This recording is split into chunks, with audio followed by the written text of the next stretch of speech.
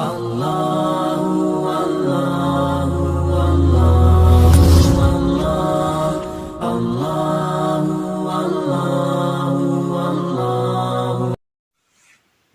علیکم ناظرین، میرا نام ہے محمد افضل قاسی اور آپ دیکھ رہے اسلام اینڈ مینٹور چینل۔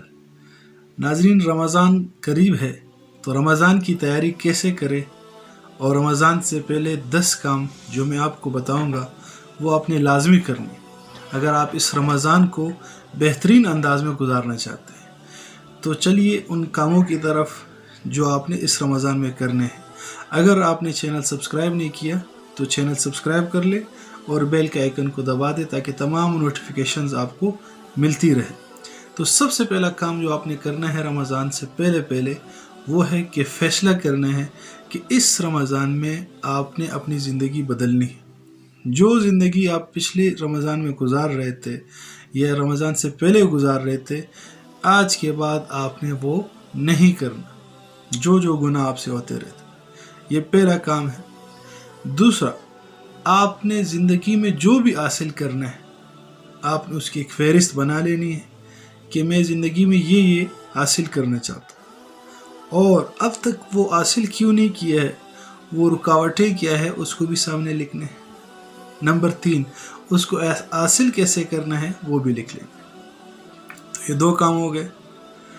نمبر 3، اپنی قضا نمازوں کا آپ نے حساب لگانا ہے کہ آپ کے اوپر کتنی قضا نمازیں ہیں۔ کب سے حساب لگانا ہے؟ جب سے آپ بالغ ہو گئے ہیں، 13 سال 14 سال، اس سے لے کر آج تک جتنی آپ کی عمر ہے، 25 ہے، 30 ہے، 50 ہے، جتنی نمازیں آپ نے قضا کی ہے، فجر، ظہر، عصر، مغرب، عشاء، ان تمام کی آپ نے فہرست بنانی ہے کہ فجر کی میرے اوپر اتنی نمازیں ہیں، ظہر کی، عصر کی، اندازے سے۔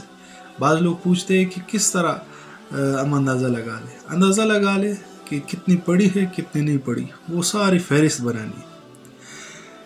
چوتھا کام آپ نے یہ کرنا ہے کہ وصیت لکھنی ہے آپ نے، کہ آپ کے پاس اگر کوئی جائیداد ہے تو اس کی کیا وصیت ہے، اور اگر آپ کے اوپر قضا نمازیں ہے تو اس کی بھی فدیہ دینے کی آپ نے وصیت لکھنی ہے، اور اگر آپ کے اوپر روزے ہے پچھلے رمضان کے یا اس سے پہلے کے تو وہ بھی آپ نے لکھنے ہیں، اور اگر آپ صاحب استطاعت ہے اور آپ نے ابھی تک حج نہیں کیے تو وہ بھی اس میں لکھ لینا۔ خیر، وصیت کیسے کرے اس پہ مستقل ایک ویڈیو میں بناؤں گا۔ 5واں کام آپ نے یہ کرنا ہے کہ رمضان آنے سے پہلے ایک قرآن مکمل کر لینا ہے تاکہ رمضان کے پہلے رمضان سے آپ دوسرا قرآن شروع کریں۔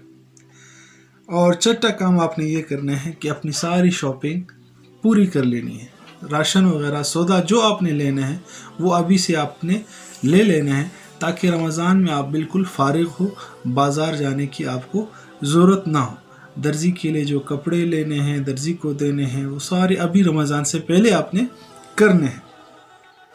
نمبر 7، بچوں کے لیے اور اپنے لیے جو کتابیں آپ نے پڑھنی ہیں وہ ابھی سے متعین کر لیں۔ اگر آپ کے پاس ہے تو ویل اینڈ گڈ، اگر نہیں ہے تو وہ آپ بازار سے جا کر خرید لے اور اس رمضان وہ کتابیں آپ پڑھ لیں۔